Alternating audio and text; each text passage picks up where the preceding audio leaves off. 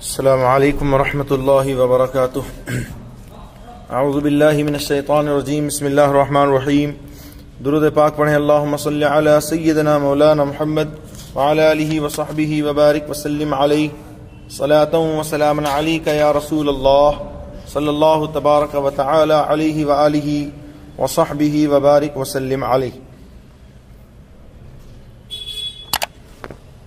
محترم سامعین، اس سے پہلے آپ نے اسباب فقر و تنگ دستی، یعنی وہ اسباب جن سے محتاجی اور تنگ دستی آتی ہے، سماعت کیے. میں چاہتا ہوں آج آپ ان اسباب کو بھی سن لیں کہ جن سے غنا اور فراخ دستی یعنی مالداری ہوتی ہے اور گھر میں خوشحالی آتی ہے. نمبر 1، نماز اشراق یعنی سورج نکلنے کے کم سے کم 20 منٹ بعد 2 یا 4 نفل پڑھنا. یاد رکھیں کہ سورج نکلنے کے 20 منٹ بعد تک کوئی نماز آپ نہیں پڑھ سکتے، اور اگر کسی کی قضا فجر کی سنت چھوٹ گئی ہو اور اس نے فرض پڑھ لیا اور ابھی سورج نکلنے میں وقت ہے، تو اس کے لیے حکم یہ ہے کہ وہ انتظار کرے سورج نکلنے کا، اور سورج نکلنے کے 20 منٹ بعد وہ اپنی چھوٹی ہوئی سنت کو ادا کرے.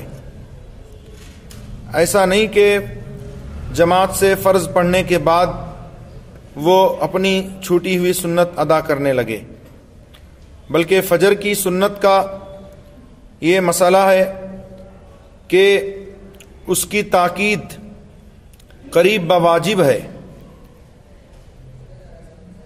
تو جب ایسے وقت وہ مسجد میں آیا کہ جماعت قائم ہو چکی ہے اور اسے معلوم ہے کہ 2 رکعت سنت پڑھ کر امام کے ساتھ جماعت میں شامل ہو جائے گا، اگرچہ آخری قعدے ہی میں صحیح، تو اس کے لیے حکم یہ ہے کہ وہ سنت پڑھے فجر کی، اور بیچ میں نہ کھڑا ہو جائے بلکہ مسجد کے کونے میں یا جہاں الگ سے سنتیں وغیرہ پڑھنے کے لیے جگہ مقرر ہوتی ہے، یا دیوار یا ستون وغیرہ کی آڑ ہو، تو اس آڑ میں کھڑے ہو کر وہ سنت فجر کی ادا کرے اور اس کے بعد وہ جماعت میں شامل ہو.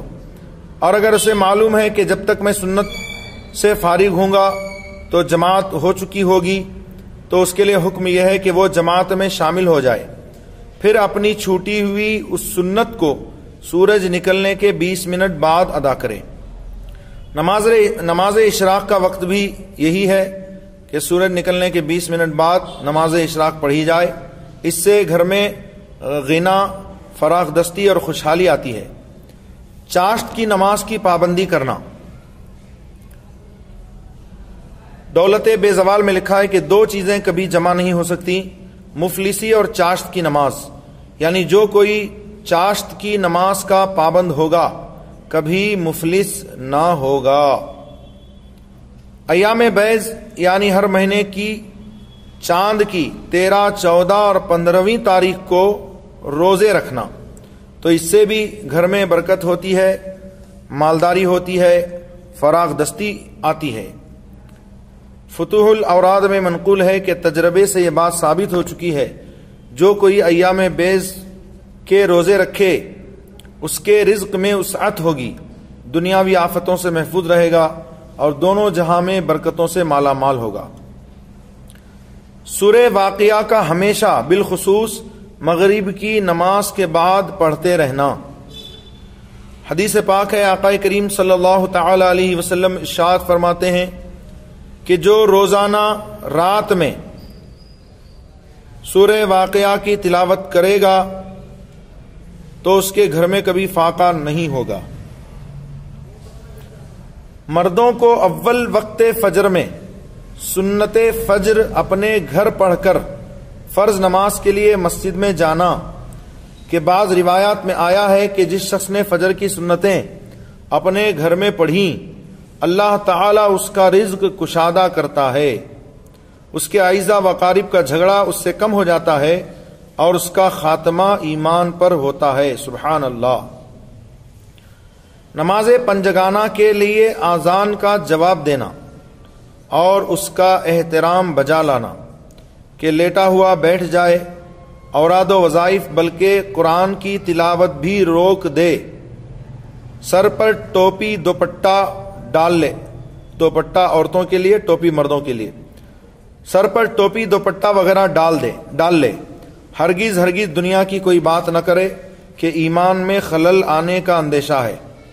اور آج اگر مسلمانوں کی حالت دیکھیں تو بڑا افسوس اور دکھ ہوتا ہے، خاص کر اذان کے وقت جو ہے دنیاوی گفتگو میں وہ ملوث رہتے ہیں اور اذان کا احترام اور ادب نہیں کرتے، جس کی وجہ سے فقر و تنگدستی کا شکار ہیں، اور معاذ اللہ ایسا آدمی جو اذان کی تعظیم نہ کرے اور اس وقت دنیاوی باتوں میں مشغول رہے تو اس کا خاتمہ برا ہونے کا اندیشہ ہے۔ اللہ تعالی ہم سب کی حفاظت فرمائے۔ دینی معلومات فراہم کرنے کی کوشش میں لگا رہنا، یعنی دینی باتیں لوگوں کو بتاتے رہنا، مسائل بتاتے رہنا، اس سے بھی رزق میں برکت ہوتی ہے۔ دوسروں تک علم دین پہنچانا، اگرچہ قرآن کی ایک آیت یا دین کا ایک مسئلہ ہو، کہ دوسروں کو تم سے جو خبر پہنچے، جو خیر پہنچے، وہ تمہارے لیے مبارک ہے۔ خدا توفیق دے تو نماز تہجد پڑھتے رہنا، اس سے بھی گھر میں برکت اور رحمت ہوتی ہے اور فراغ دستی آتی ہے۔ توبہ و استغفار کرنا، بالخصوص فجر کی سنتوں اور فرضوں کے درمیان 70 بار استغفار کرنا۔ اور ایک حدیث شریف ہے، ایک صحابی رسول بارگاہ رسالت مآب صلی اللہ علیہ وسلم میں حاضر ہوئے، عرض کیا یا رسول اللہ علیہ الصلوۃ والسلام، دنیا نے مجھ سے پیٹھ پھیر لی ہے، یعنی میں بہت تنگدستی کے دن گزار رہا ہوں۔ ارشاد فرمایا کیا تمہیں وہ تسبیح یاد نہیں جو تسبیح ہے ملائکہ کی اور جس سے مخلوق کو روزی دی جاتی ہے؟ طلوع صبح کے ساتھ 100 مرتبہ پڑھا کر سبحان اللہ و بحمدہ، سبحان اللہ العظیم و بحمدہ، استغفر اللہ، سبحان اللہ و بحمدہ، سبحان اللہ العظیم و بحمدہ، استغفر اللہ۔ سرکار نے ان صحابی کو یہ تعلیم فرمائی تو وہ کہتے ہیں کہ ایک ہفتہ نہیں گزرا، میں نے اس پر عمل کرنا شروع کیا تو اتنا مال آیا کہ میں سوچنے لگا کہ کدھر اٹھا کر رکھوں۔ تو یہ خاص تسبیح جو ہے، استغفار بھی اس میں ہے، اللہ تعالیٰ کی پاکی کا بیان بھی ہے، اللہ تعالیٰ کی تحمید بھی ہے۔ تو اس کو فجر کی سنت کے بعد فرض نماز سے پہلے 100 مرتبہ پڑھنا ہے، اول آخر 3 بار درود شریف کے ساتھ۔ تو ایسی جگہ سے اللہ تعالیٰ اسے روزی عطا فرمائے گا جہاں سے اس کا وہم و گمان بھی نہ ہو۔ مردوں کو حکم شرعی کے مطابق چاندی کی انگوٹھی میں عقیق سرخ استعمال کرنا، سرخ عقیق مردوں کے لیے 4.5 ماشے سے کم کی انگوٹھی، اور اس میں نگینہ داخل نہیں ہے، نگینہ چاہے جتنا وزن کا ہو اس کو مرد استعمال کر سکتا ہے۔ تو اس کے لیے یہ تنگدستی سے بچنے اور فراغ دستی پانے کا ذریعہ ہے کہ وہ اپنی انگوٹھی میں سرخ عقیق استعمال کرے۔ یہ برکت کا موجب بھی ہے اور جگر کے درد کو نفع بخش بھی ہے، مگر صحیح پتھر ملنا چاہیے۔ عقیق سرخ لال رنگ کا ہوتا ہے عقیق، وہ انگوٹھی کے نگینے میں لگائے۔ گھر میں آیت الکرسی اور سورہ اخلاص یعنی قل هو اللہ احد کا سورہ پڑھتے رہنا، اس سے بھی گھر میں برکت اور فراغ دستی آتی ہے۔ صبح کے وقت یا بعد عصر یا مغرب اور عشاء کے درمیان نہ سونا۔ ہر نماز کے بعد تسبیح فاطمی پڑھنا، یعنی 33 بار سبحان اللہ، 33 بار الحمدللہ اور 34 بار اللہ اکبر۔ اس کی مداومت سے یعنی ہمیشگی سے دین و دنیا کی بے شمار برکتیں اور رحمتیں حاصل ہوں گی۔ قرآن مجید اور دینی کتابیں دینی مدرسوں کے لیے وقف کرنا، یعنی وہ مدرسے جو خالص اہل سنت و جماعت کے ہوں انہی مدرسوں میں کتابیں دے۔ وہابیوں دیوبندیوں کے مدرسوں میں کسی بھی طرح کا تعاون کرنا جائز نہیں ہے۔ والدین کی خدمت میں مصروف رہنا، سورہ مزمل 29ویں پارے میں ہے، اور سورہ نبا کی تلاوت کم از کم ایک بار کر لینا، اور عشاء کے بعد سورہ ملک پڑھ کر سونا، اور جمعہ کی رات میں سورہ کہف پڑھنا۔ سورہ ملک 29ویں پارے میں ہے، سورہ کہف 15واں اور 16واں پارہ، یعنی 15ویں پارے سے شروع ہوتی ہے اور 16ویں پارے کے شروع کے چند صفحات پر ختم ہو جاتی ہے۔ سرکہ گھر میں رکھنا، عاشورہ محرم یعنی محرم شریف کی 10 تاریخ کو مسکینوں کو کھانا کھلانا، کہ آج کے روز جو چیز مطلب 10 محرم کے روز جو چیز دوسروں کو کھلائی پلائی جاتی ہے سال بھر تک اس میں برکت رہتی ہے۔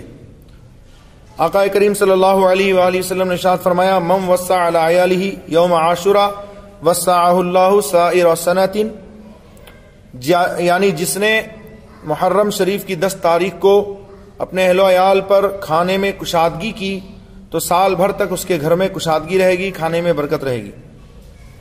درود شریف بکثرت پڑھتے رہنا، اللہم صلی وسلم وبارک علیہ وعلی کل من ہوا محبوب ومرضی لدی صلاۃ تبقى وتدوم بدوام الملک الحی القیوم، وصلی اللہ تعالی علی خیر خلقہ سیدنا محمد وآلہ وصحبہ اجمعین۔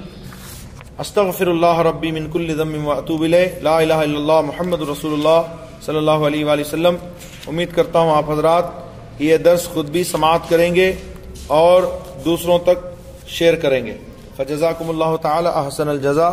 السلام علیکم ورحمۃ اللہ وبرکاتہ۔